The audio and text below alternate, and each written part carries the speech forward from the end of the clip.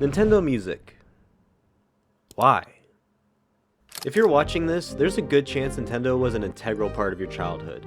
I imagine just like millions of others, you grew up alongside an acrobatic plumber on shrooms or a neglected kid traveling the world catching monsters. I have no right to make these jokes. I still buy this stuff to this day, and I'm even more invested now because I have my own money to make it rain on Nintendo. But I'm not the only one. Young adults ate up the Switch more than any other age demographic. It's crazy considering it's a console aimed at kids. Or is it? When Nintendo started to market this console, it was heavily aimed towards an older demographic to capitalize on the nostalgia of simpler times growing up. Back when your family would play Mario Kart together, you would wonder where you're going to sleep that night if you held onto that blue shell just a little bit too long. But now that we're in a world where we're constantly being overstimulated with catastrophe after catastrophe, the adults who hold on to that inner child need an outlet outside of the madness to immerse themselves into a world where the objectives feel just a little bit more manageable. So you go ahead and purchase a Switch and relive your childhood. You discover Pokemon from a new region and save the princess once again. You're accompanied by a banging soundtrack to immerse yourself fully into this new world. But once game time is over, you're back to your usual crummy life with responsibilities and taxes. All you really want to do is just get through the day so you can hop back into the world that always alleviates you from the stresses of adulthood. And slowly over time you start to internalize certain characteristics about the game.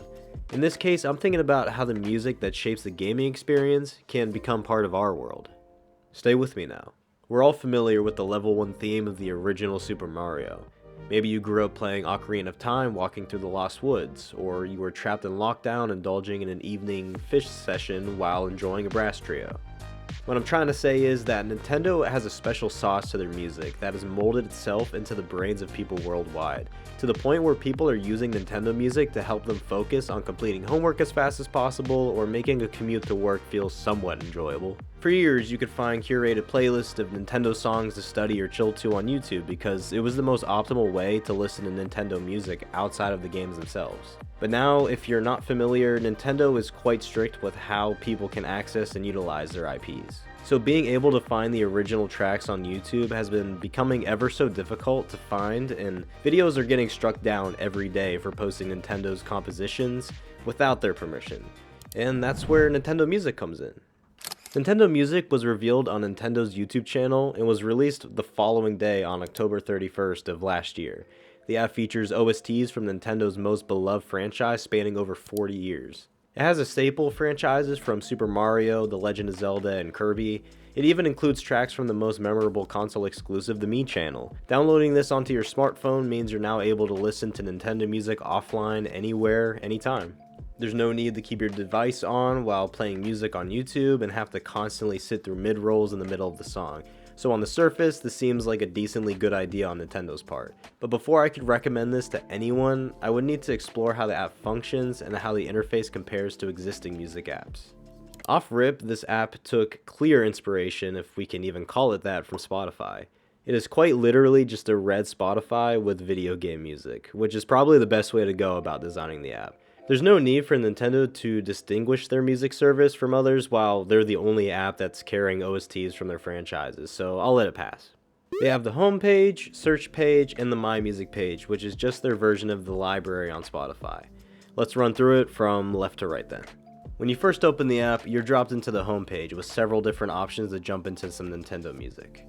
They have character playlists, which are just collections of tracks that feature the Nintendo character from their specified game. There's the top recommendations section. It appears to be playlists curated by Nintendo that include their best tracks suited for the playlist. They emphasize that the track order is updated daily, but does that really matter when you could just hit shuffle? Extend your enjoyment. Okay, this is cool. When I mentioned that people love to put on these YouTube playlists for studying, they had a clever idea.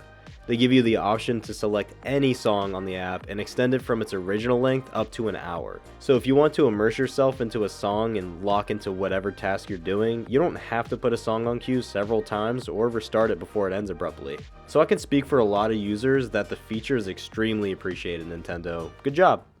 Featured playlist, which I'm not sure what makes them featured because there's no way to tell what is being engaged with by other listeners. There are 0 stream numbers, and Charts are nowhere to be found. It isn't that big of a deal though, since the main focus of the app is to enjoy tracks that are already enjoyable to the listener, so there's really no harm in that. And lastly, there's some mood playlists tossed in there. You've got walking, running, winter, and powering up. Yeah, I'm not going to lie, what are these playlists, man? I think the mood playlists are a great idea, and probably the best type of playlist Nintendo should be curating at the moment, but I just don't think this is going to be a popular feature. Where's the studying playlist? Where's the driving playlist? Gym? Motivational? Chill? You need to step out of the Nintendo ethosphere for just a second if you want to make this app more applicable to a person's daily life. We're not a Goomba. Next up is the search page. Not much to say about this. Other services use this section to focus on charts and their in-house playlists that are meant for specific genres of different audio and video content, but Nintendo just displays the entire catalog of the app by the console a game originates from. And luckily they gave us the option to filter the specific console the game is from, because otherwise we'd have to sift through thousands of games worth of OSTs.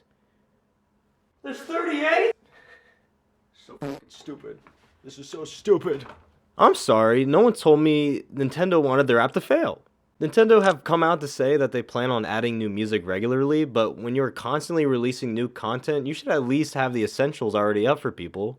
Where's Super Smash Bros? The Pokemon DS games? Come on guys, you're letting your fans starve, and missing out on the massive potential the app could have had after launch. But lastly, the My Music page. Same pretty much to Spotify, you can create a playlist and add whatever tracks you like, so you can create your own studying playlist if you really want to.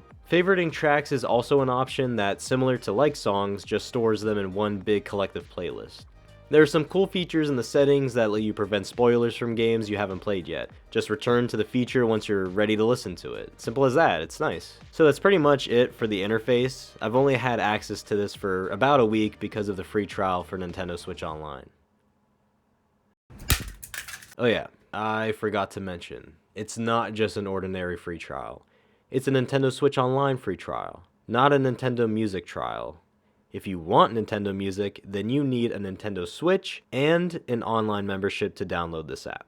Yeah, that's kind of the kicker. You gotta buy a $300 console and be willing to pay $4 additional a month to keep using the service. Now, if you already have a Switch or you enjoy playing the new Nintendo games, that isn't terrible, but why wouldn't you let anybody download this app? Now, if you already have a Switch or you already enjoy playing Nintendo games, you know, $4 a month really isn't that bad, but why wouldn't you let anybody download the app? You would have way more downloads than just the 34 million people who are subscribed to the online service. And from the tabloids I'm seeing, just over 1 million of those people actually downloaded the app weeks after its release. They are advertising it as an extra exclusive for those who do subscribe to their online service, which I guess is a nice touch, but maybe give them the $4 price point, and let people who don't own Switch Online a price point of maybe like $8 to $10? Why keep something that would make you more money from the IPs you're so defensive about? Nintendo even refuses to put the actual composers and producers of the songs and just throws the Nintendo handle over it. What's even the point of giving us the option if you're not going to give credit where credit is due? They're not your in-house employees, they're independent creatives that have shaped the youth of millions. It's gone unnoticed for too long, and this was the best time to show appreciation for the passion they put into crafting these addicting songs. Now what would I do to change Nintendo Music to make this worth the investment? Let's start with expanding the catalog. Duh.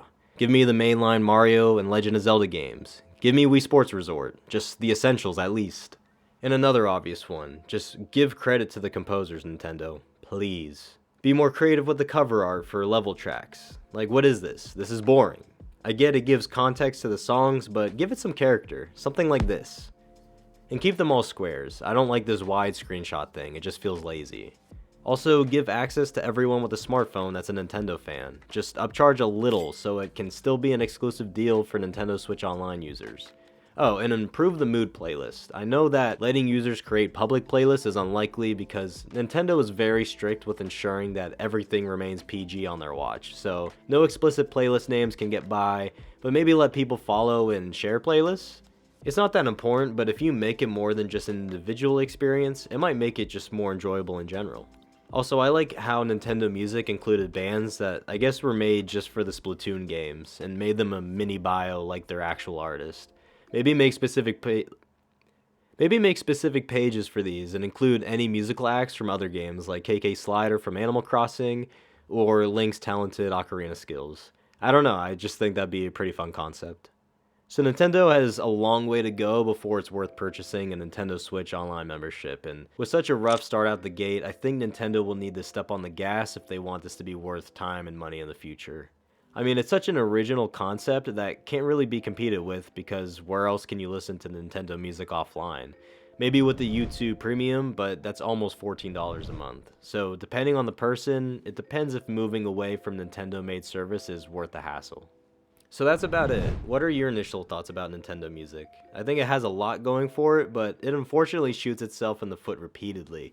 It can't help but self-sabotage itself from flourishing to the levels it could. I'd love to see Nintendo succeed, but if their catalog doesn't grow faster than it has the past couple months, it will fall extremely fast.